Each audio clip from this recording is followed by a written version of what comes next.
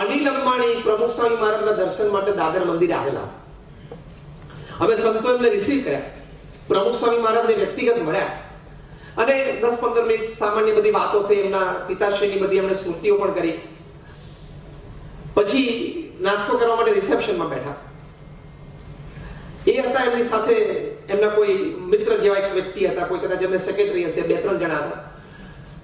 એક વ્યક્તિ morning ટ્રેક્સમાં corner પર ઉભા હતા. સવારે મોર્નિંગ વોકમાં કે જાય ને એમાં ટ્રેક્સ પહેરેલું હતું, કોર્નર પર ઉભા હતા. એ ત્યાં ઉપર હતા અને નીચે રિસેપ્શનમાં પણ ભેગા હતા.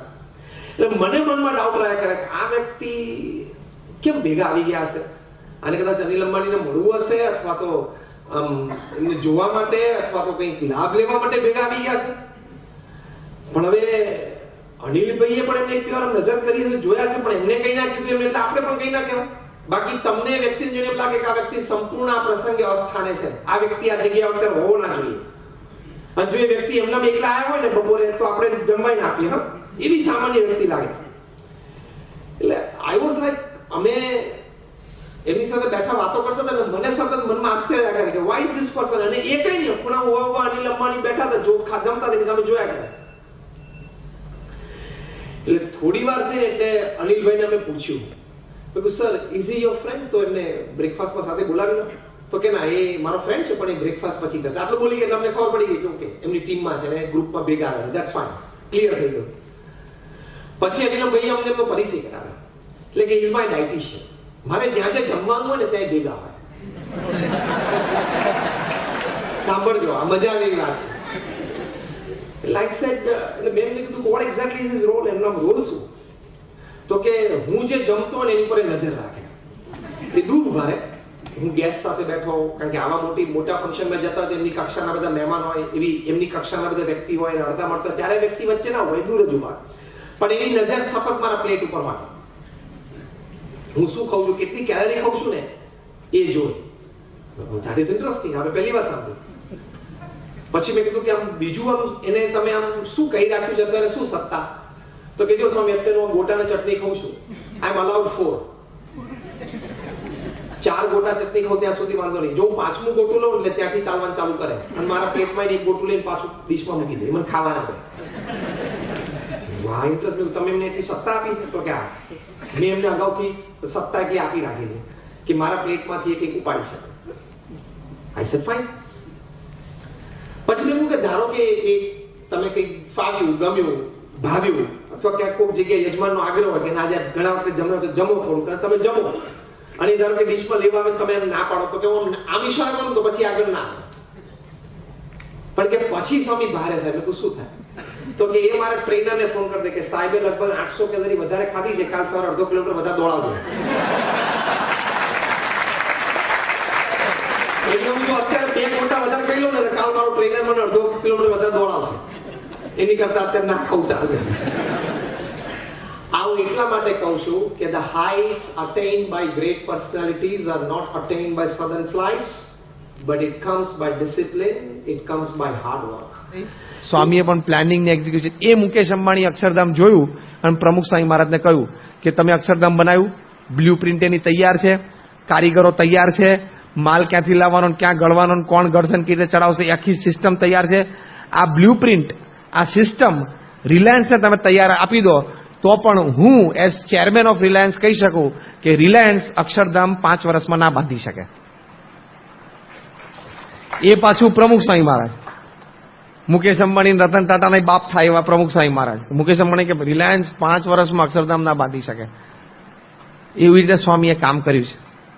તો જો માણસ ધારે તો કામ કરી શકે. 1000 મંદિરો સ્વામીએ બાંધ્યા, 900 સંતો કર્યા, કેટલું કામ પૃથ્વી ઉપર કર્યું સ્વામીએ.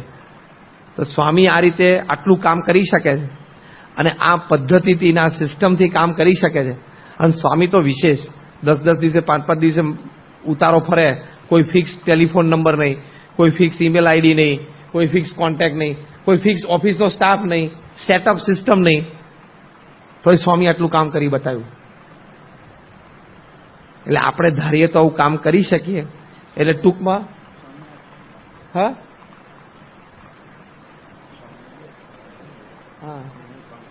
હા અને સ્વામીની રેન્જ તમે જો કામ કરવાની. અમારા અક્ષર વલ્લભ સ્વામીથી માંડીને ઈશ્વરચરણ સ્વામી સુધીની રેન્જમાં સ્વામી કામ કરે છે. આ મુકેશ અંબાણી રતન ટાટા છે ને આઈએએસ ને એમબીએ સાથે, હવે તો એમબીએ કોઈ લેતા જ નથી. MBA is not the place for Mumbai. ગુજરાતમાં તમને 10,000 પગાર આપે, બોમ્બેમાં તમે આઈએમ માંથી એમબીએ થાય તો જ કામ કરી શકો, બાકી બધા આઈએએસ ઓફિસર જ પકડાય. 30 વર્ષનો આઈએએસ ઓફિસર હોય, રિલાયન્સમાં 150 એવા આઈએએસ ઓફિસરો કામ કરે છે. મુકેશ અંબાણી કોઈ કલેક્ટરને મળે ને તો જોવે કે આનામાં દૈવત ઘણું છે. કેટલી ઉંમર છે તારી? તો 28 વર્ષની. સરકાર તને શું આપે છે પગાર? તો કે મહિને 50,000 રૂપિયા આપે છે. હું તને મહિને 5 લાખ આપીશ, આવતો રહે રિલાયન્સમાં. 12 પંચા 60 લાખ. 60 લાખનો પગાર આપે કલેક્ટરને, એટલે પેલો ખુશ થઈ જાય. બોમ્બેમાં ફ્લેટ 3 BHK મરીન ડ્રાઈવ ઉપર રહેવા માટે આપે, જેનું ભાડું દર મહિને 10 લાખ રૂપિયા હોય. એ ફ્લેટ આપી દે, 60 લાખનો પગાર આપી દે અને 100 કરોડ રૂપિયા આપી દે કે આ 100 કરોડ રૂપિયા આજે ઓક્ટોબર મહિનો છે, માર્ચની 31મીએ મારે એના 250 કરોડ જોઈએ, હવે તાર જે કરવું એ કરજા, પત્યું. આટલું જ કામ મુકેશ અંબાણી કરે છે. મુકેશ અંબાણી મિટિંગમાં 2 જ પ્રશ્ન પૂછે છે. મુકેશ અંબાણી મિટિંગમાં 2 જ પ્રશ્ન પૂછે છે કે મારે આ મેગા, ધારો કે આપણે પાવર પ્લાન્ટ છે, એની કેપેસિટી 500 મેગાહર્ટ્ઝની છે, મારે એની 1 વર્ષમાં 1000 મેગાહર્ટ્ઝની કેપેસિટી જોઈએ છે. પહેલો મુદ્દો લખો. બીજો, એની માટે તમારે કેટલા પૈસા જોઈએ છે મને કહો. અગાઉથી એનું પ્લાનિંગ કરી રાખ્યું, એટલે પેલો ચીફ એન્જિનિયર બોલે કે મારે 500 કરોડ જોશે, તો કે 500 કરોડ તને 1 વર્ષમાં મળશે. એ 500 કરોડ તારે વાપરી વર્ષના અંતે મને 750 કરોડ આપી દેવાના. બાકી તારે કોકને પગારે રાખવો હોય, તારે એને ફ્લેટ ભાડે આપવો હોય, 2 નવી ગાડીઓ લેવી હોય, એ બધું મને પૂછવાનું જ નહીં. મારે તારે 500 માંથી 750 કરોડ માર્ચની 31મીએ 2013માં મને આપી દેવાના. પછી તારે જે કરવું હોય કર. તારે 5 જણાનો સ્ટાફ રાખવો હોય પગારદાર, 15નો રાખવો હોય, 2 જણા પોલિટિશિયન આવ્યા હોય ને એને રમાડવા જમાડવા હોય, એને 5 સ્ટાર હોટલોમાં 10 દિવસ રાખવા હોય, એનું 2 લાખ રૂપિયાનું બિલ થાય, બધું ભરી દેવાનું. તારે મને કશું પૂછવાનું નહીં. તારે મને માર્ચની 31મી આ 500ના 850 કરોડ આપી દેવાના. ફિનિશ. 8 ટાર્ગેટ. આ 2 જ પ્રશ્ન પૂછવાના, શું કામ કરવાનું, કેટલા પૈસા. એવી રીતે રિલાયન્સ વધી. રિલાયન્સ એમને આટલી મોટી કંપની નથી થઈ. આઈએએસ ઓફિસર કલેક્ટરને લઈ લેવાનો, જામનગર જે મિલ જામનગર રિફાઇનરી સંભાળે છે ને, એનો જે જીએમ છે ને, જે આખો વહીવટ સંભાળે છે જામનગર રિફાઇનરીનો, એને મુકેશ અંબાણીએ પ્રાઇવેટ પ્લેન આપ્યું છે. કેમ? કે દર શનિ રવિએ બોમ્બે એના ફેમિલી સાથે રહી શકે. દર શુક્રવારે સવારે ફ્લાઇટમાં જાય તો હવે પેલો કહે છે કે મારે સાંજની મિટિંગ ને સાંજની પાર્ટીઓ બોમ્બેમાં કરવી હોય તો, એટલે રિલાયન્સ જામનગર રિફાઇનરીનો જીએમ રોજ સવારે પ્રાઇવેટ પ્લેનમાં બોમ્બેથી જામનગર જાય છે અને સાંજે 6 વાગે પ્લેન ઉડે પાછો બોમ્બે આવી જાય. રોજ ચાર્ટર ફ્લાઇટમાં જાય છે. એના ફેમિલીને દર 2 મહિને 3 દિવસનું ઇન્ટરનેશનલ વેકેશન, ઉનાળામાં અને દિવાળીમાં એના ફેમિલીને 10-10 દિવસના વેકેશન, 5 સ્ટાર હોટલમાં રહેવાનું અને 30 લાખનું બિલ થાય રિલાયન્સને આપી દેવાનું. આવા 500 માણસો કામ કરે છે રિલાયન્સમાં. 30 કરોડનો પગાર થયો એટલે શું થયો? મહિને 2.5 કરોડનો પગાર. અને મહિને 2.5 કરોડનો પગાર એટલે રોજનો 6 લાખ રૂપિયાનો પગાર. અહીં નડિયાદમાં બેંકનો મેનેજર હશે ને એને વર્ષે 6 લાખનો નહીં હોય. આ રોજનો 6 લાખ રૂપિયાનો પગાર. એવા 500 પીપલ રિલાયન્સમાં કામ કરે. કેવું તંત્ર ચાલતું હશે. અમિતાભ બચ્ચનનું નામ આપણે બધાએ સાંભળ્યું છે. આપણે સત્સંગીની અત્યારે આપણે એની ફિલ્મ પણ જોઈ હશે. એની એજ અત્યારે કેટલી છે? વોટ ઇઝ હિઝ એજ? 65-66 એની એજ છે. હમણાં એમના માતૃશ્રી બીમાર હતા ગયા વર્ષે, 1.5 વર્ષ પહેલા ધામમાં ગયા, તેજી બચ્ચન. તેમને ત્યાં લીલાવતી હોસ્પિટલમાં દાખલ કરેલા. અમિતાભ બચ્ચન જૂમાં જ્યાં રહે છે, આપણે અજમેરાનો બંગલો છે, એનાથી 3જો જ બંગલો, 3rd જ બંગલો છે એમનો. ત્યાંથી લીલાવતી જવું હોય તો લગભગ 25 મિનિટ થાય.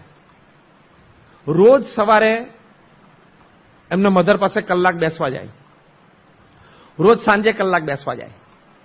હોસ્પિટલમાં હતા ત્યારે. આટલા બિઝી શેડ્યુલની વચ્ચે રોજ એમને મળવા માટે જાય. એમાં વર્ષ પહેલા જ્યારે એના મધર સારા જ હતા, વર્ષ પહેલા એક કોન્ટ્રાક્ટ સાઇન થયેલો હતો. સિંગાપુરમાં એક ફિલ્મનું શૂટિંગ હતું. એક બાજુ મધર બીમાર, એક બાજુ આ વર્ક કમિટમેન્ટ. છેલ્લા 40 વર્ષમાં અમિતાભ બચ્ચન એક પણ શૂટિંગમાં 1 મિનિટ લેટ નથી પડ્યા.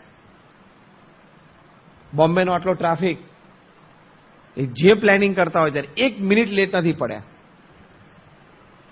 હવે આ બાજુ સિંગાપુરનું શૂટિંગ અને આ બાજુ મધર બીમાર.